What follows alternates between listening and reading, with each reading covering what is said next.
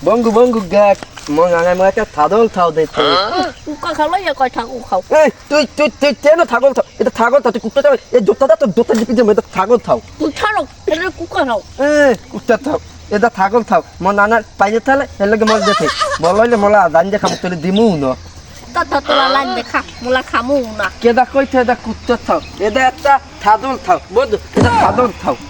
তো একটা তোপা মা মাথাবো এটা থাদল থাও আমার নানাই দেখে এই দেখ